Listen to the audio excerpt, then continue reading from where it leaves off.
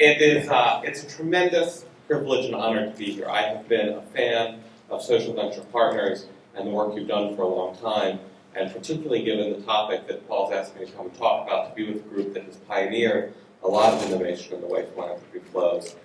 It's just a great privilege, so thank you. Tonight, as you heard, Paul asked me to talk a little bit about some of the observations we have on how the social capital markets flow, some of the problems with that, how they're effective in tough times, and maybe, perhaps, some of the things that we can do about them. So what I'd like to do is do it in three parts. Tell you a little bit about some of the dysfunction, if you will. Then talk a little bit about some of what we've learned in our work at Bridgespan. For the past 8 years or so, we've increasingly focused on these problems, and the Capital Services Group is an area that I help to guide. And then finally talk about the implications. So let me do that. And before we get into it, though, I'd like to ask everyone in this room to think of a nonprofit organization that is near and dear to your heart, one that you care about greatly, and one that you know something about.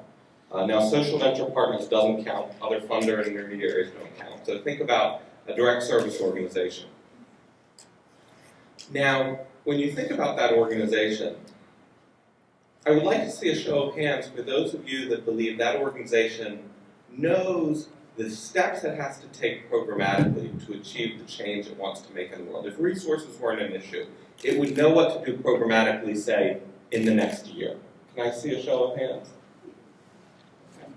How about it would know what to do in the next 5 or 10 years to achieve the change that it would want? So still a fair number. Now let me flip the question. Let's put program aside for a moment and say, for that same organization, how many of you believe the organization knows the steps it needs to take to attract the resources it needs over the next year? So some. How about over the next 5 to 10 years for its ambitions? All right, so we'll talk afterwards. Because this is where I can learn something.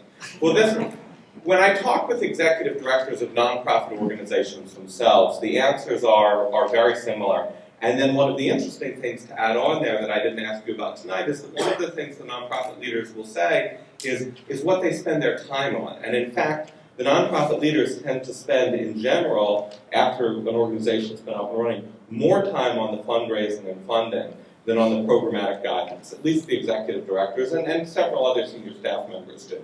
And this outlines what I think is one of the great paradoxes of the nonprofit world, which is, as board members, as executive directors, we often spend much more time on the fundraising than on the program development, training, implementation, etc., but yet we have much less clarity on it, far less guidance on what to do about it. And this isn't just small, novel, startup organizations with a wacky idea. This runs throughout the sector, the greatest leaders, the greatest thinkers, etc. I was in a meeting a couple of years ago with an organization that I profiled and done some work and studied some, and it's a highly regarded, accomplished organization that does victims' rights work, funded by government a fair amount, but never quite enough.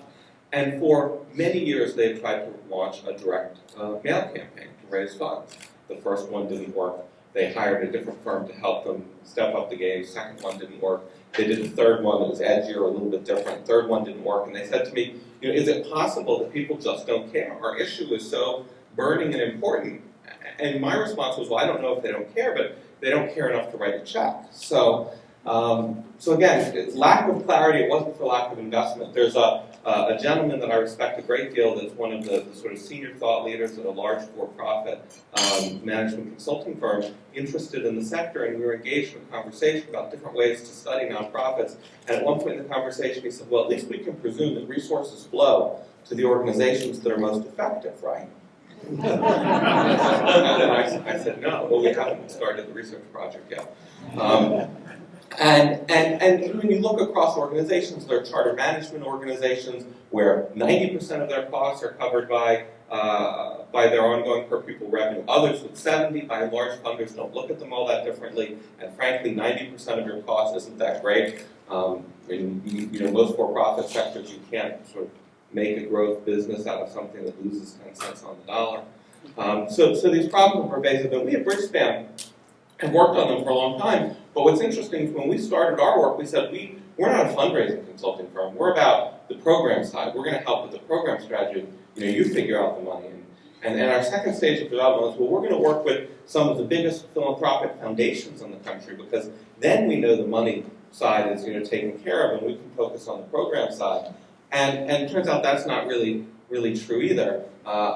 In a lot of our work with our philanthropic foundations, when we looked at what they had hoped for out of their grantees and what had actually been achieved by their grantees, the biggest barrier was often not that their programs didn't work or that their ideas didn't succeed, but it was that they had completely unrealistic notions about the resources they would attract and how it was they would grow. So over time, we've begun to invest a lot more in this area. And there's one quote that I'd like to share with you, which I think is representative of a great nonprofit leader who really changed his thinking about this to the benefit of his organization, which is a gentleman named Earl Phelan. Some of you may know who he is. He's the founder of an after-school and summer learning program called the Bell Foundation. And the way he described his sort of breakthrough in thinking was, he said, our fundraising strategy used to be, let's raise more money next year than we did last. And then he said, and then we decided to get serious about it and actually think about a sustainable fundraising strategy. They identified a particular stream of government money. They ended up having to modify their program and their cost structure to fit that program. And now that funding stream accounts for 70% of their revenue. They've grown tremendously, and they've been off to the races. So why is this so hard? Why is it that we don't know as much or don't think as much about the money side? And I would propose to you that there are three categories of reasons. So one is our own aptitude and inclination. And I'll ask for another show of hands here. How many of you chose to get involved in the nonprofit sector because you were interested in the efficacy of how money flowed? It just, with the exception perhaps of me, it actually doesn't happen. There are a couple of other people. There might be a few others too. I mean, when we look at the presentations that you just had, the income statements didn't go up, right? It was the pictures of the kids. And so, almost by definition, people join the nonprofit sector because of their passions for the programs. I mean, one of the great ironies of an executive director's career is that they join because they want to work with kids, and by the time they succeed, they find that they're in a money-raising business. Right? The second reason is that we are inherently optimistic.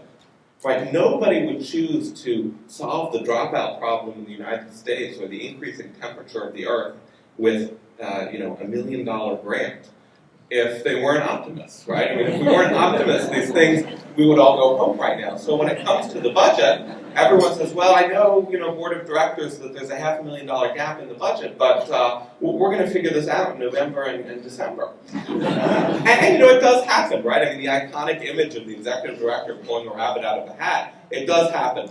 Now, unfortunately, the bigger you get, the harder it is to find rabbits of adequate size.